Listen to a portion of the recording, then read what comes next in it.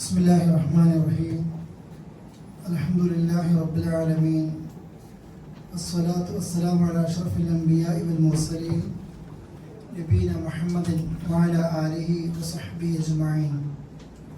أعوذ بالله من الشيطان الرجيم. بسم الله الرحمن الرحيم. يا أيها الذين آمنوا اتقوا الله حق تقاته ولا تموتن إلا وأنتم مسلمون. ബഹുമാന്യരായ സഹോദരി സഹോദരങ്ങളെ, അള്ളാഹുവിൻ്റെ നിയമങ്ങളും നിർദ്ദേശങ്ങളും ജീവിതത്തിൻ്റെ എല്ലാ മേഖലകളിലും സൂക്ഷിച്ച് പാലിച്ചുകൊണ്ട് തഖ്വയുള്ളവരായി ജീവിക്കണമെന്ന് എന്നെയും നിങ്ങളെയും ഓർമ്മപ്പെടുത്തുകയാണ്. അല്ലാഹു തആല അനുഗ്രഹിക്കുമാറാകട്ടെ. നാം ജീവിക്കുന്ന കാലം മുമ്പുള്ളതിനേക്കാൾ എത്രയോ വളർന്നു, ഒരുപാട് മാറ്റങ്ങൾ ഉണ്ടാകുന്നു, എല്ലാം പെട്ടെന്ന് മാറിക്കൊണ്ടേയിരിക്കുന്നു. പക്ഷെ അതോടൊപ്പം സുഖങ്ങളും സൗകര്യങ്ങളൊക്കെ കൂടുന്നതിനനുസരിച്ച് എല്ലാവരിലും ഓരോ ടെൻഷൻ ഉണ്ടാകും. അതോടൊപ്പം തന്നെ ഏറ്റവും കൂടുതൽ രക്ഷിതാക്കൾ എന്ന് പേടിക്കുന്നത് മക്കളുടെ വിഷയത്തിലാണ്. ഒരു ഉപദേശം പോലും നൽകാൻ കഴിയാതെ, അത് അധ്യാപകരാകട്ടെ, അതോടൊപ്പം തന്നെ രക്ഷിതാക്കളാകട്ടെ, മുതിർന്നവരാകട്ടെ, ആദ്യ സമയങ്ങളിലൊക്കെ ചെറിയ ആളുകൾ എന്തെങ്കിലും തെറ്റ് ചെയ്യുമ്പോൾ മുതിർന്ന ഒരാൾ അത് അറിയുമോ എന്നൊരു പേടി, അവരത് കാണുമോ എന്നുള്ളത്, അവരോടുള്ള ബഹുമാനം കൊണ്ടുള്ള ഒരു പേടിയും അതേപോലുള്ള സൂക്ഷ്മതയും ഒക്കെ ചെറിയവരിൽ ഉണ്ടായിരുന്നു. ഇന്ന് അങ്ങനെയൊന്നുമല്ല. തെറ്റുകൾ ചെയ്ത് അത് സോഷ്യൽ മീഡിയയിൽ പരസ്യമായിട്ട് ആളുകളെ എല്ലാവരും അറിയിക്കുകയാണ്. ഞാൻ ഇന്നതിൻ്റെ ആളാണ്, ഇന്ന തെറ്റ് ഞാൻ ചെയ്യുന്നത് എനിക്കതൊരു കുഴപ്പമില്ല. എല്ലാ രീതിയിലും അങ്ങനെ ആയിക്കൊണ്ടേയിരിക്കും. മക്കൾ, സ്കൂളിൽ പഠിക്കുന്ന, കോളേജിൽ പഠിക്കുന്ന മക്കൾ പോലും, നമ്മളൊക്കെ റസൂലുള്ളാഹി പറഞ്ഞില്ലേ, ഇദാലം തസ്തഹി ഫസ്ന മാശിയത്, നിനക്ക് ലജ്ജയില്ലെങ്കിൽ, ഉളുപ്പില്ലെങ്കിൽ നീ തോന്നിയതൊക്കെ ചെയ്തോ എന്ന് പറഞ്ഞ ഒരു ഭാഗമുണ്ട്. അതേ രീതിയിൽ തന്നെ നമ്മൾ കേൾക്കാനോ കാണാനോ അറിയാനോ അറക്കുന്ന വിഷയങ്ങൾ പോലും ഇന്നിൻ്റെ മക്കൾക്ക് അത് പരസ്യപ്പെടുത്താൻ ഒരു മടിയുമില്ല.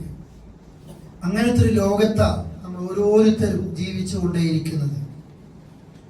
രക്ഷിതാക്കളിൽ നിന്ന് പഠിക്കാൻ പണം ആവശ്യമില്ല ഇന്നത്തെ ലോകത്ത്.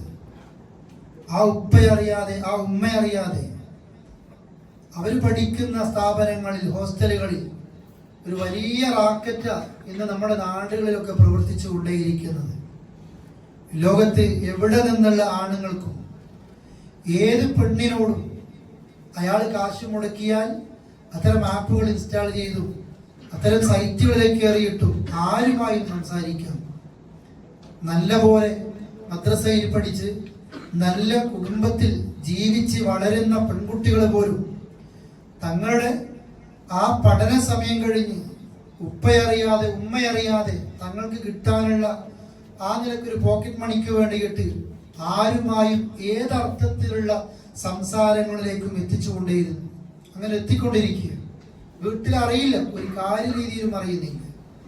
ഇങ്ങനെയുള്ള ഡ്രഗ്സിന്റെ, അത് കരിയർ ചെയ്യുന്ന, അതോടൊപ്പം തന്നെ മയക്കുമരുന്നിന്റെ, മദ്യത്തിന്റെ, ഏത് രീതിയിലും പെട്ടെന്ന് പണമുണ്ടാക്കാനും തങ്ങളുടെ പോക്കറ്റ് മണിക്കും ജീവിതത്തിന്റെ അടിച്ചുപൊളി ലൈഫിനും എന്ത് തെറ്റും ചെയ്യാൻ മടിക്കാത്ത ഒരു കാലം ഇന്നത്തെ മക്കളിൽ, സ്കൂളിൽ, കോളേജിൽ പഠിക്കുന്ന, ക്യാമ്പസിൽ പഠിക്കുന്ന ഒരു 15-20 വയസ്സ് വരെയുള്ള കുട്ടികളെയാണ് സ്ഥാപനങ്ങൾ, ആ വിദ്യാഭ്യാസ സ്ഥാപനങ്ങളിലാണ് ഇതിന്റെ ഏറ്റവും വലിയ മാർക്കറ്റ് നമ്മുടെ നാടുകളിലൊക്കെ നടന്നുകൊണ്ടേയിരിക്കുന്നത്.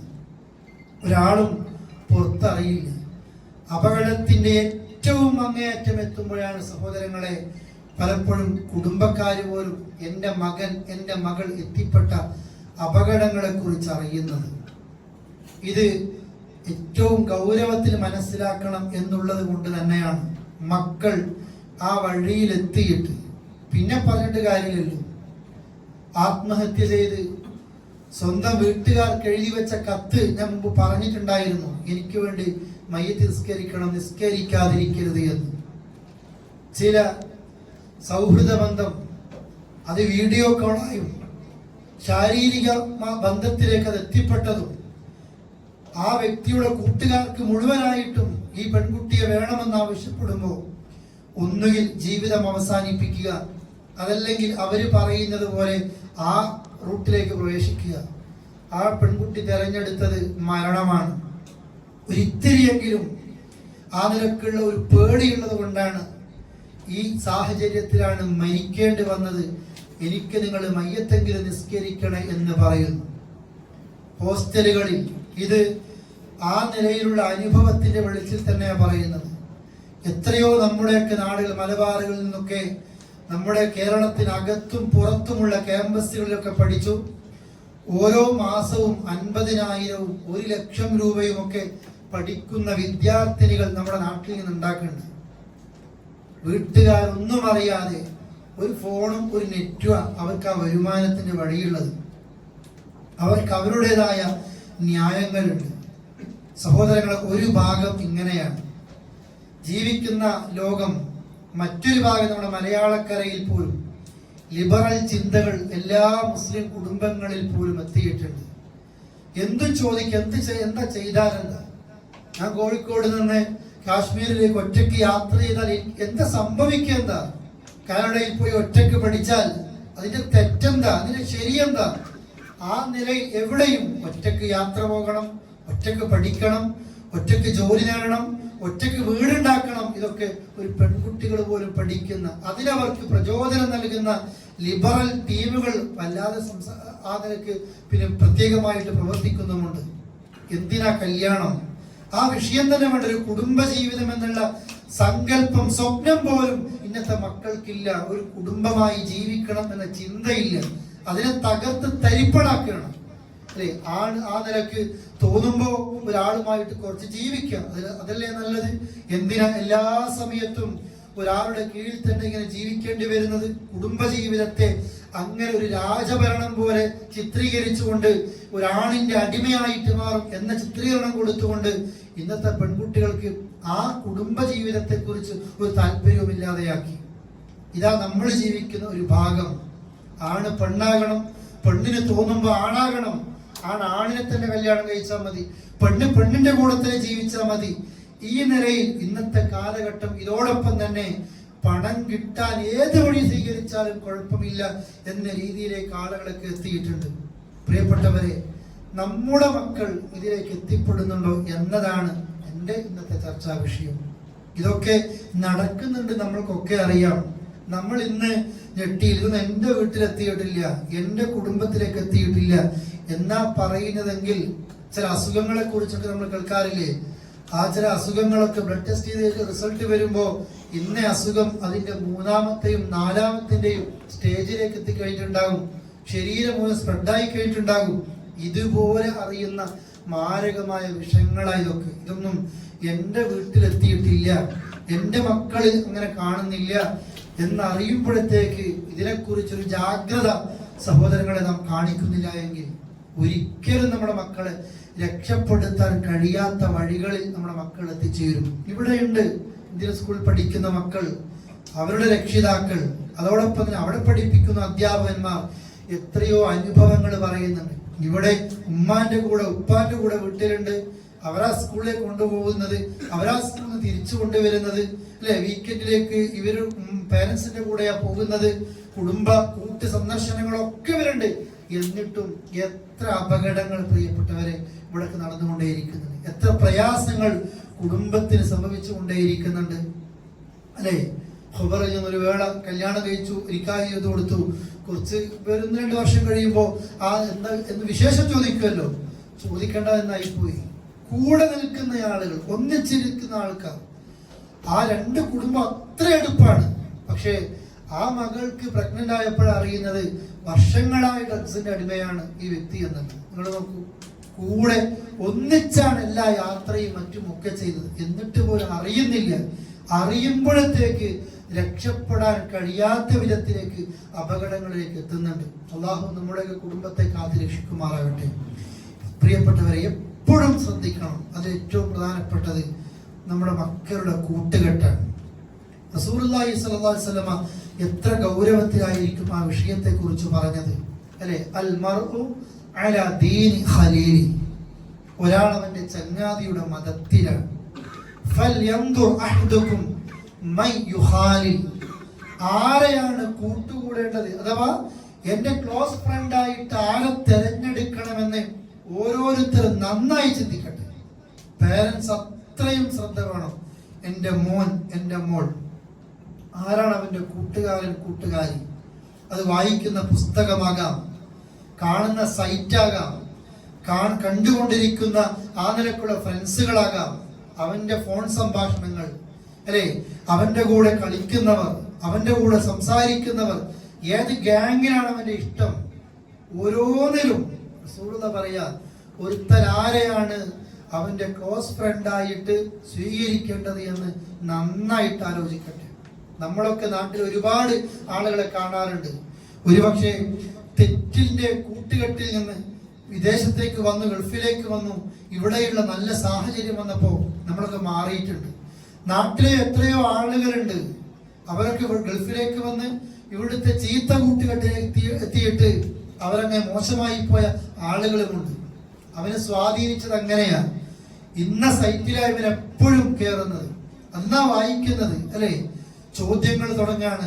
എന്തിനാണ് ഹദീസുകൾ, എന്തിനാണ് ഇന്ന വിഷയങ്ങൾ, എന്തിനാണ് ദീനിന്റെ ഈ നിയമങ്ങൾ, എവിടെയൊക്കെ അറിയിട്ടുണ്ട്.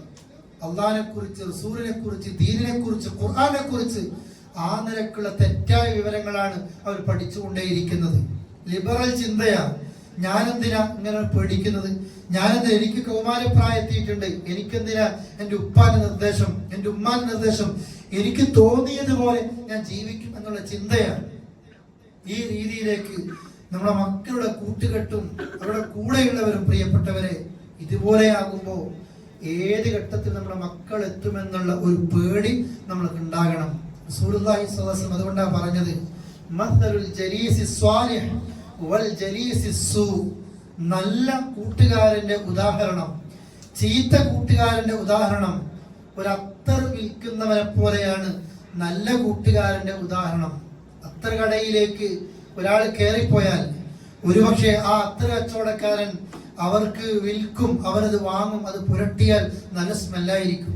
ചിലപ്പോൾ സാമ്പിൾ കൊടുക്കും, അതും നല്ല സ്മെല്ലായിരിക്കും.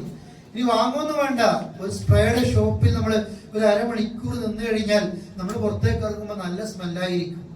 നേരെ മറിച്ചിട്ട് ചീത്ത കൂട്ടുകാരന്റെ ഉദാഹരണം, അഥവാ കൊല്ലന്റെ ആലയിൽ, ഇരുമ്പുരുക്കുന്നവന്റെ ആലയിൽ ഇരിക്കുന്നവരെ പോലെയാ.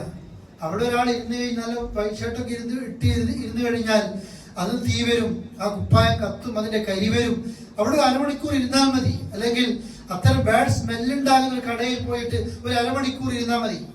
ആ സ്മെല്ലൊക്കെ വലിയ ഉണ്ടാകും അല്ലേ? നമ്മുടെ വണ്ടിയിൽ എന്താണോ നമ്മൾ കാറിലൊക്കെ കയറ്റുന്നത് അതിനനുസരിച്ച് ആ വണ്ടിയുടെ ഉള്ളിലൊക്കെ സ്മെല്ലുണ്ടാകുന്നത്. ഇതുപോലെയാ ഒരു ചീത്ത കൂട്ടുകാരൻ. നിസ്കരിക്കാനൊന്നും കഴിയില്ലല്ലോ, നിസ്കാരമില്ല, ഖുർആനൊത്തില്ല, നല്ല സംസാരമില്ല, പരസ്പരം സ്നേഹത്തിൽ പോലും വിളിക്കുന്നത് കേട്ടാൽ അറക്കുന്ന തെറികളാണ്. അവന്റെ അടുക്കൽ അവന്റെ കഴിവ് മുഴുവനും വൃത്തികേടുകൾ കാണാനും കേൾക്കാനും അറിയാനും ചെയ്യാനുമാണ്. നമുക്ക് കാശ് ഉണ്ടാക്കണ്ടേ, വീട്ടുകാരൊന്നും അറിയണ്ട, കൂട്ടിക്കൊണ്ടുപോകുന്നത് ഈ നിലയിലേക്കായിരിക്കും. അതുകൊണ്ട് എപ്പോഴും നമ്മൾക്ക് ഉണ്ടാകേണ്ടത്, പ്രിയപ്പെട്ടവരെ, നമ്മുടെ മക്കളെ ഒരു ശ്രദ്ധയുണ്ടാകണം, ആരാണ് കൂട്ടുകാരി എന്നുള്ളത്. അതോടൊപ്പം തന്നെ ഇന്നത്തെ മക്കളിൽ ഒരുപാട് ആളുകൾ വഴിപിഴച്ചു പോകുന്നത് നമ്മുടെ പഠിപ്പിക്കുന്ന രീതിയാണ്. രക്ഷിതാക്കൾ ഒരു മക്കളെ പഠിപ്പിക്കാൻ അറിഞ്ഞുകൂടാ, ദീന് പറഞ്ഞു കൊടുക്കാൻ അറിയില്ല.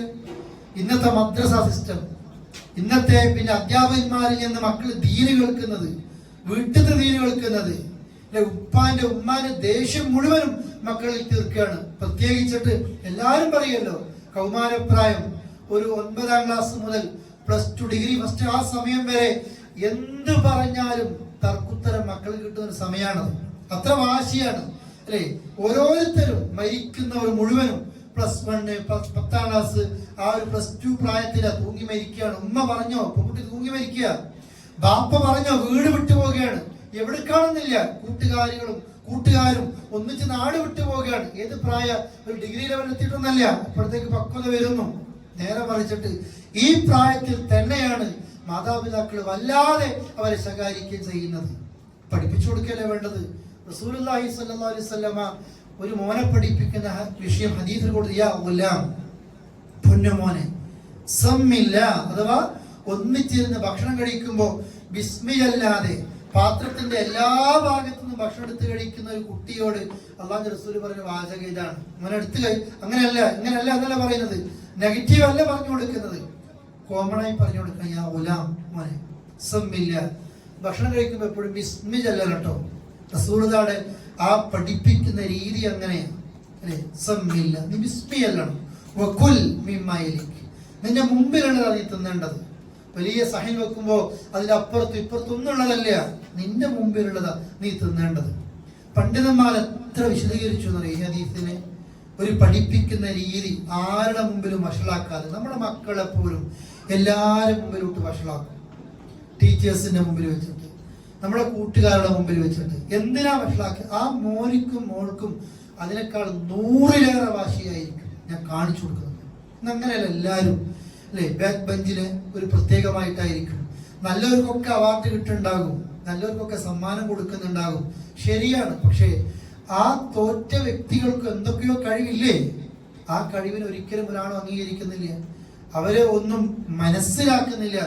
എന്തുകൊണ്ട് ഈ കുട്ടി ഇന്ന് ബാക്കിലേക്ക് എത്തിപ്പോയി? ആ കുട്ടിയുടെ വീട്ടിൽ എന്തെങ്കിലും സാഹചര്യം ഉണ്ടോ? ആ കുട്ടിക്ക് മാനസികമായ വിഷമമുണ്ടോ? എന്തുകൊണ്ടാണ് ഈ സ്കൂളിന് ഇഷ്ടമില്ലാത്തത്? അല്ലെ, എന്തുകൊണ്ടാണ് മദ്രസ സിസ്റ്റം മാറാത്തത്? ഇന്ന് മാറിയില്ല, എല്ലാം മാറി. സ്കൂളിലെ മക്കൾക്ക് ഭയങ്കര ഇഷ്ടമാണ്. സ്കൂളിൽ പിന്നെ ആ കളർഫുൾ ആംബിയൻസ് ആയിരിക്കും സ്കൂളിലേക്ക് പോകുമ്പോൾ ഉണ്ടാകുന്നത്. പഠിപ്പിക്കുന്ന രീതിയും സിലബസും ഒക്കെ മാറിയിട്ടുണ്ട്. ദീനിന്റെ വിഷയം മാറ്റണ്ട, പക്ഷെ നമ്മളെ പണ്ടത്തെ മദ്രസ പോലെ തന്നെയാണ് ഇന്നും. ആ സദർ മുഅല്ലിമിന്റെ അടുത്ത് ആ ദണ്ട് ഇപ്പോഴും ഉണ്ട് അല്ലെ, എല്ലാ ക്ലാസ് ആ ചൂരൽ ഇപ്പോഴും ഉണ്ട് അല്ലെ, ആ നുള്ളൽ അന്നും ഇന്നും ഒരുപോലെ തന്നെയാണ്. ഒരു ട്രെയിനിങ്ങും കിട്ടാത്ത രീതിയിലാണ് എന്നുള്ളത്. മക്കൾക്ക് ദീനിനോട് വെറുപ്പാണ്. മദ്രസ പോകാൻ തന്നെ, ദീനി കേൾക്കാൻ തന്നെ വെറുപ്പാ. പ്രിയപ്പെട്ട അന്നത്തെ കാലമല്ല. അന്ന് മദ്രസയിൽ നിന്ന് ഒരു ഉസ്താദ് അടിച്ചു കഴിഞ്ഞാൽ വീട്ടിക്ക് പോയിട്ട് ഉപ്പാനോട് പറഞ്ഞ ഉപ്പാന്റെ 2 വണ്ണം വേറെ കിട്ടും. അതോടെ തീരുവായിരുന്നങ്ങനല്ല. മക്കൾ ഇഷ്ടപ്പെടുന്നില്ല. മക്കൾ ചോദിക്കും, ഇതെന്താ, ഇത് ശരിയെന്താ, ഇത് തെറ്റെന്താ ചോദിക്കും. പണ്ട് ഉസ്താദ് നടന്നു പോകുമ്പോ നമുക്ക് ഇപ്പുറത്തൂടെ നമ്മൾ പേടിച്ചിട്ട് മാറിയിരിക്കും. ഇപ്പൊ അങ്ങനെയല്ല.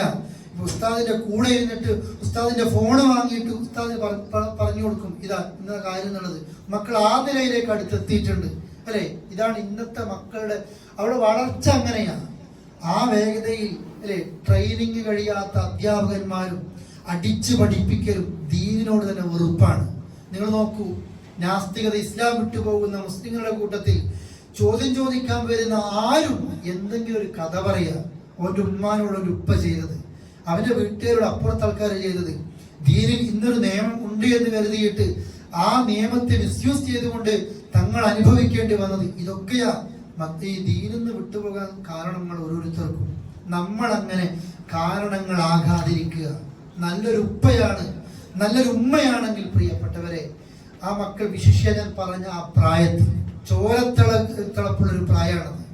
അവരടുത്തിരുത്തിയിട്ട് ഏറ്റവും നല്ലൊരു ഫ്രണ്ട്, നമ്മുടെ ഒരു കൂട്ടുകാരനോട്, നമ്മുടെ ഒരു കൂട്ടുകാരി ഒരു അബദ്ധത്തിൽ പെട്ടുപോയി, നമ്മുടെ ഒരു കൂട്ടുകാരൻ ഒരു തെറ്റിൽ പെട്ടുപോയി, നമ്മൾ ജാമ്യം നിൽക്കാൻ പോക്കില്ലേ, നമ്മൾ രക്ഷപ്പെടുത്താൻ പോക്കില്ലേ?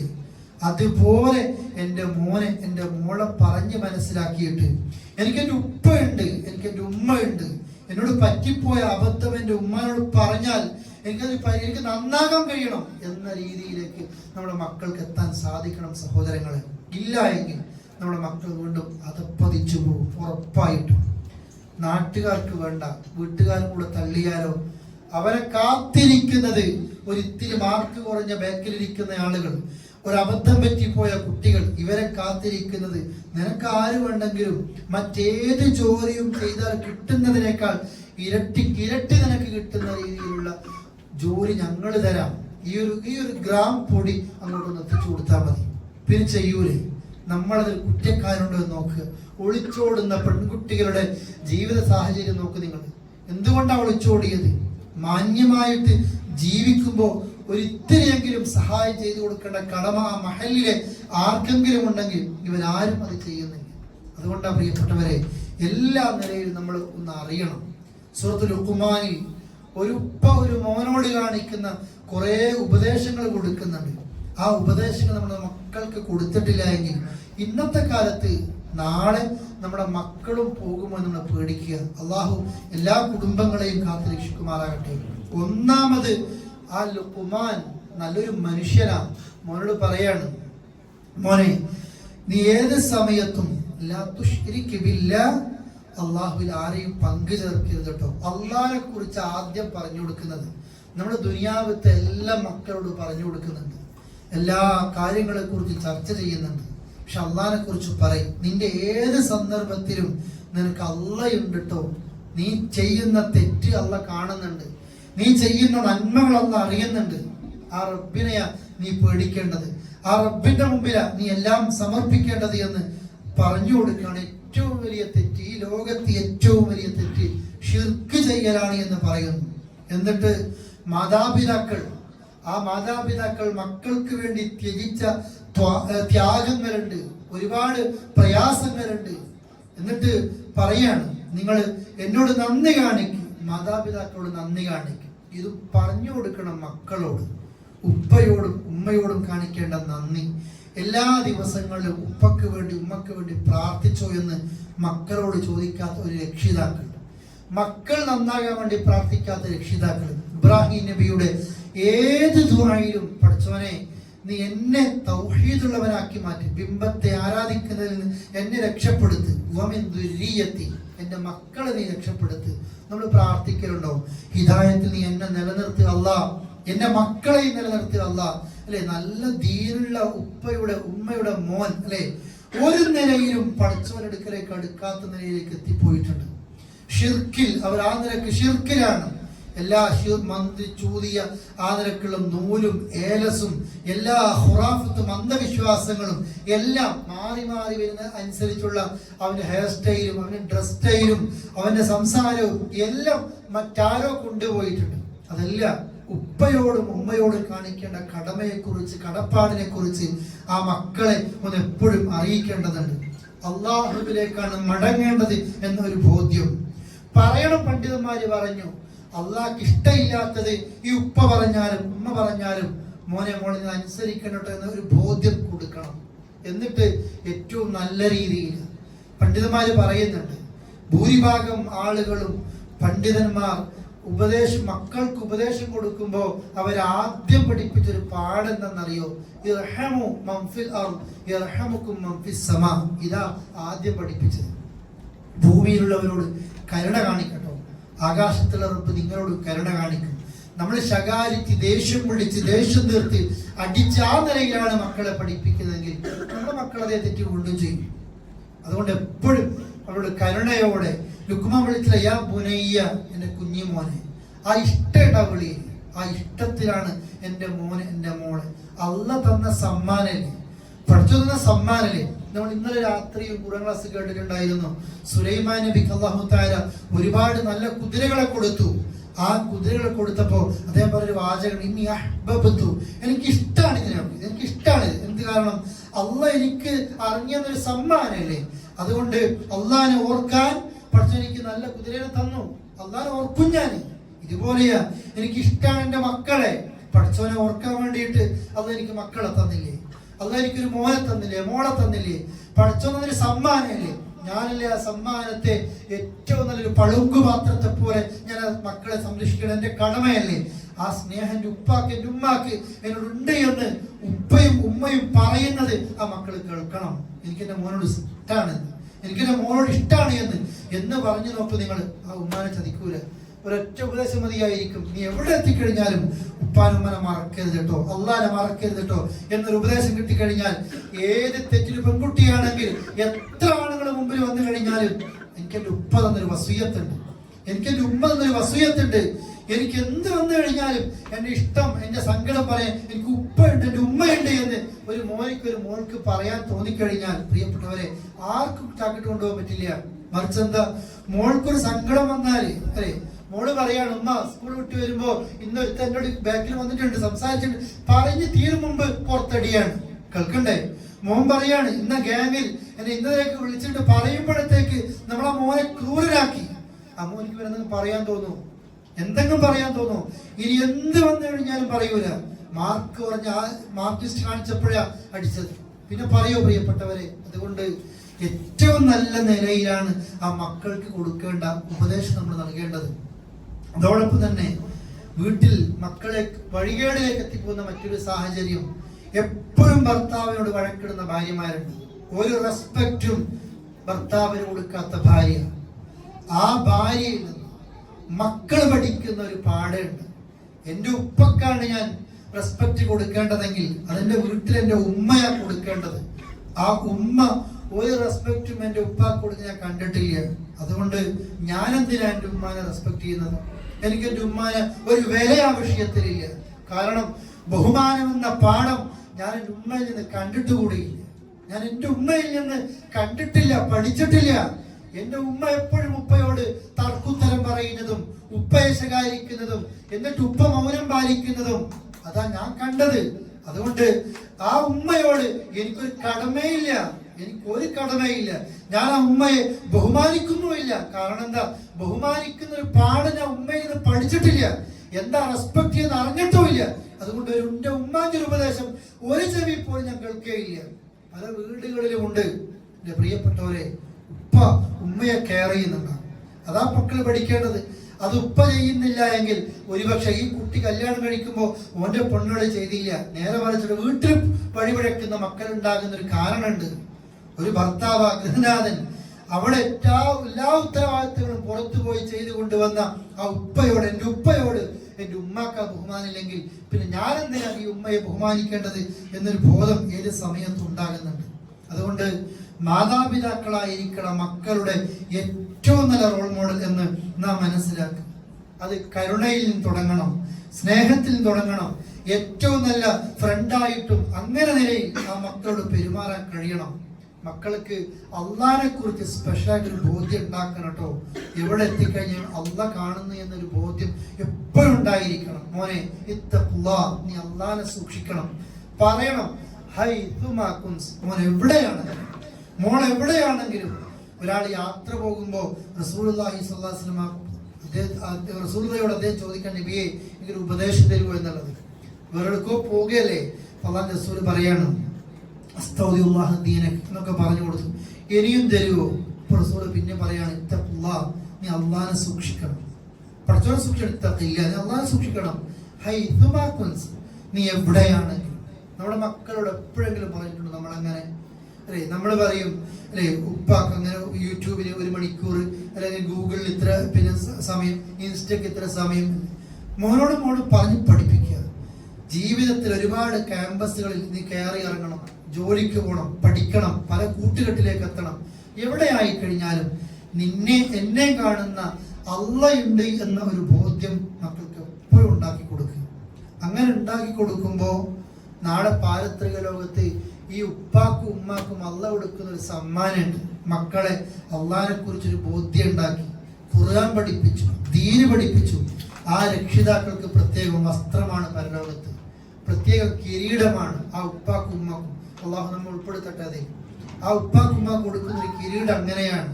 അതോടൊപ്പം തന്നെ ഈ മക്കൾ, ഈ രക്ഷിതാക്കൾക്ക് സ്വർഗത്തിൽ വലിയ സ്ഥാനം കൊടുക്കുമ്പോൾ അള്ളാഹിനോട് ചോദിക്കും, പഠിച്ചവൻ എന്തിനാ ഇതൊക്കെ? ഈ ഉമ്മയും ഉപ്പയും.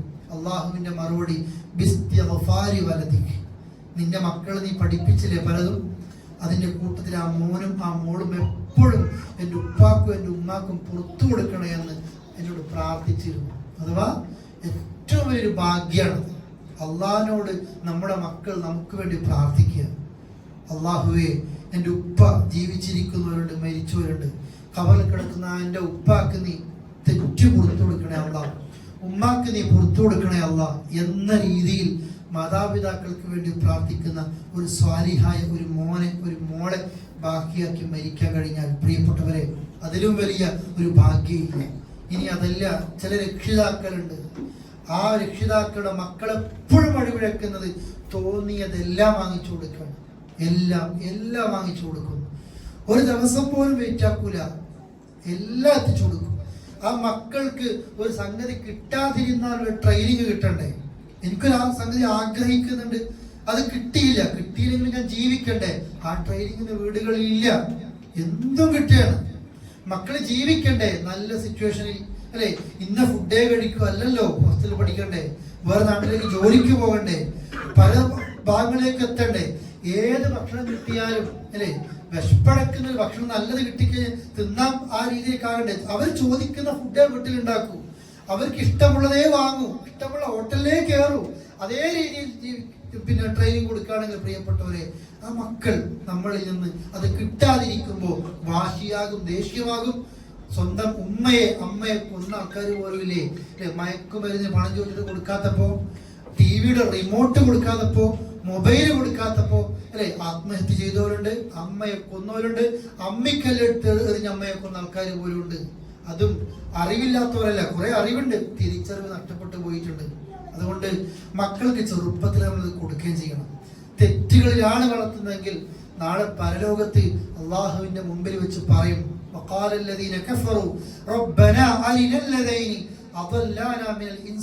പഠിച്ചോനെ, ജിന്നിൽ നിന്ന് മനുഷ്യരിൽ നിന്ന് എന്നെ പിഴപ്പിച്ച എല്ലാരെയും എനിക്കൊന്ന് കാണിച്ചതാ. ഉപ്പ ഉണ്ടെങ്കിൽ ഉപ്പ, ഉമ്മ ഉണ്ടെങ്കിൽ ഉമ്മ, മദ്രസത്തെ ആരാണെങ്കിൽ അവര് അത് പറഞ്ഞവരാണെങ്കിൽ എന്നെ തെറ്റിലേക്ക് നയിച്ച എല്ലാരെയും എനിക്കൊന്ന് കാണിച്ചത്. എന്തിനാണെന്നറിയോ? ഞങ്ങളുടെ കാൽച്ചുവട്ടിലിട്ട് ചവിട്ടി മതിക്കട്ടെ. കാരണം ഒരു നന്മ ഞങ്ങളെ പഠിപ്പിച്ചു തന്നിട്ടില്ല. ഞങ്ങൾക്ക് തോന്നിയതൊക്കെ ചോദിച്ചു, എല്ലാം വാങ്ങി തന്നു, ഞങ്ങളെ പിഴപ്പിച്ചു. ഈ ഉമ്മയാ കാരണം, ഈ ഉപ്പയാ കാരണം. അതുകൊണ്ട് കാൽച്ചുവട്ടിലിട്ട് ചവിട്ടി മതിക്കട്ടെ. എല്ലാ നിലയിലും അവർ അധമന്മാരായി തീരാൻ വേണ്ടിയിട്ട്. പ്രിയപ്പെട്ടവരെ, അതുകൊണ്ട് ശ്രദ്ധിക്കണം. മക്കൾക്ക് നമ്മളൊരു അംഗീകാരം കൊടുക്കുക. ഉപദേശങ്ങളല്ല മക്കൾക്ക് വേണ്ടത്, അംഗീകാരമാണ് വേണ്ടത്. എങ്ങനെ ജീവിക്കണം എന്നുള്ള ആ നിലക്കുള്ള ഒരു കാഴ്ചപ്പാടാ മക്കൾക്ക് നൽകേണ്ടത്. ഇന്ന രീതിയൊക്കെ ലോകത്തുണ്ട്, ഇന്നതൊക്കെ ദുനിയാവിൽ നടക്കുന്നുണ്ട്. പറഞ്ഞു കൊടുക്കണം. പറഞ്ഞു കൊടുക്കണ്ടേ? പറഞ്ഞു കൊടുത്തിരിക്കണം. പ്രായപൂർത്തി എത്തുമ്പോ ഇതാ ഇന്ന തെറ്റുകളൊക്കെ ഉണ്ട്, ഇന്ന രീതിയിലൊക്കെ ആണും പെണ്ണും കൂടിക്കലർന്ന അപകടങ്ങളുണ്ട്, ലഹരിയുമായി ബന്ധപ്പെട്ട് ഇന്ന വിഷയങ്ങളുണ്ട്, ക്യാമ്പസുകളിൽ ഇന്ന വിഷയങ്ങളൊക്കെ ഉണ്ടാകും. എൻ്റെ മോൻ ഇങ്ങനെ ആകണം കേട്ടോ, എൻ്റെ മോൾ ഇങ്ങനെ ആകണം കേട്ടോ എന്ന് ആ മക്കളോട് തുറന്നു പറയാനുള്ള ഒരു സമീപനം മാതാപിതാക്കൾക്ക്, പ്രിയപ്പെട്ടവരെ, കഴിഞ്ഞിരിക്കണം. എന്താണ് റബ്ബിനെ കുറിച്ചുള്ള സൂക്ഷ്മതാബോധം എന്നുള്ളത് നമ്മൾ അവരെ അറിയിച്ചേ പറ്റൂ. അത്രയും ഗൗരവമാണ് നമ്മുടെ മലയാളക്കരയിൽ പോലും പഠിച്ചുകൊണ്ടിരിക്കുന്ന പെൺകുട്ടികളിൽ ഒരുപാട് ആളുകൾ അവർ കാശുണ്ടാക്കുന്നത് ഇത്തരം വഴികളിലൂടെയാണ്, അല്ലെ? ഒരുപാട് ആളുകൾ, ആൺകുട്ടികൾ അതിന് പകരമായിട്ട് ഡ്രഗ്സ്, അവരാണ് അത് പല സ്ഥലങ്ങളിലേക്കും എത്തിച്ചുകൊണ്ടേയിരിക്കുന്നത്. പ്രിയപ്പെട്ടവരെ, അത്തരം ഒരു കാലഘട്ടത്തിൽ ജീവിക്കുമ്പോൾ, ദീന് പറഞ്ഞു കൊടുക്കുമ്പോൾ നമ്മൾ ഹിക്മത്തോടു കൂടിയല്ല നമ്മളൊരു ഉപദേശം കൊടുക്കുന്നത്. കുട്ടി ചോദിക്കുന്നത്, കുട്ടി നിസ്കരിച്ചില്ലെങ്കിൽ അടിക്കുകയാണ്, എന്തിനാണ് നിസ്കരിക്കുന്നത് എന്നൊരു കുട്ടിക്ക് പറഞ്ഞു കൊടുക്കണ്ടേ? ഞാൻ എന്തിനാ നിസ്കരിക്കുന്നത്, ഞാൻ എന്തിനാ ദീനനുസരിച്ച് ജീവിക്കുന്നത്?